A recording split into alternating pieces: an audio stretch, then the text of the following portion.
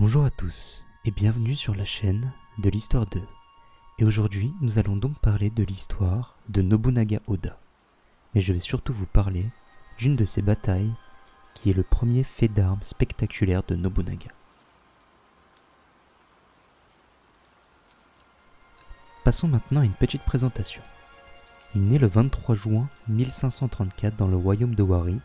Il est le fils de Nobuhide Oda, chef du clan Oda à cette époque.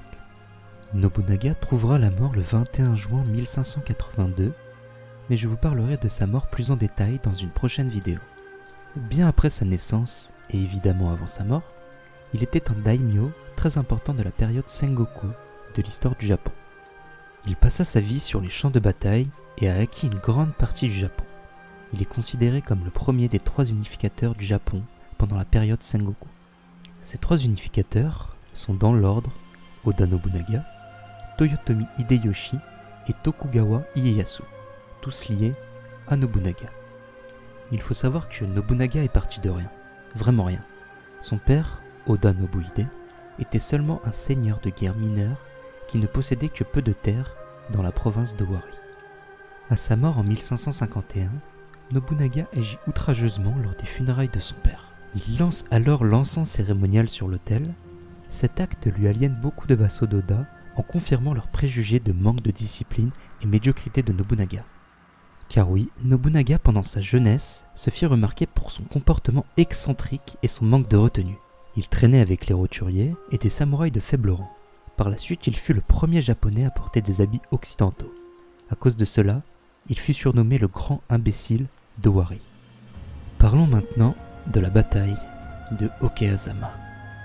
Et vous allez vite vous rendre compte que l'imbécile de Wari n'est pas si imbécile que ça. Et c'est donc le 12 mai 1560 que le seigneur de guerre Imagawa Yoshimoto marche vers Kyoto et souhaite soumettre sur sa route la faible province de Wari, détenue donc par notre cher Nobunaga. Au soir du 18 mai 1560, Nobunaga décida seul d'affronter les Imagawa malgré les avis différents de ses conseillers. Dès le lendemain, Nobunaga jouait sa pièce de No favorite, Atsumori, afin de se préparer mentalement à la bataille et à sa propre destruction.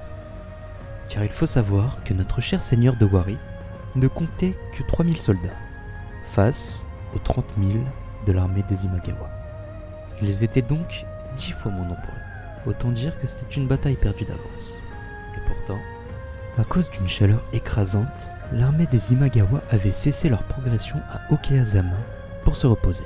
Le but pour Nobunaga était de tuer Yoshimoto afin que ses troupes abandonnent la lutte. Le climat a beaucoup joué en faveur de Nobunaga. En début d'après-midi, un orage éclate. Les nuages et la forte pluie donnèrent la possibilité au clan Oda de contourner l'armée sans être vus.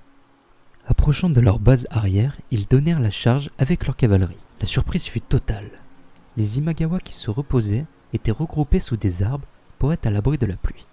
La plupart étaient désarmés, et donc l'armée Oda massacra rapidement les troupes Imagawa. Bien sûr, et heureusement pour Nobunaga, il n'était pas 30 000 autour du campement de Yoshimoto. Le plus gros de l'armée était très avancé par rapport à son campement initial. Yoshimoto, intrigué par le vacarme, pensant que c'était une rixe entre ses soldats, sort de sa tente sans armure ni armes. Il vit le massacre et fut rapidement tué. Yoshimoto mort, son armée se dispersa rapidement. Et c'est grâce à cette victoire que Oda Nobunaga agrandit d'un coup son domaine ainsi que sa réputation. Cette bataille, de part de son aspect téméraire et audacieux, est donc restée très connue au Japon. Entre contes, pièces de théâtre, films, mangas et jeux vidéo, nous sommes servis. Nobunaga apparaît donc dans des jeux vidéo comme Onimusha, Nioh, ainsi que les Samurai Warriors, dans des mangas comme Sengoku Basara ou même Inazuma Eleven. Il apparaît aussi à de nombreuses reprises dans le roman de James Clavell sous le nom de Goroda.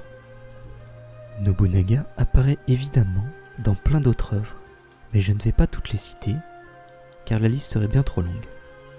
Nous finissons donc cette vidéo sur ça, en espérant que celle-ci vous aura plu, et si c'est le cas, comme d'habitude n'hésitez pas à me le dire en commentaire, et à vous abonner à la chaîne.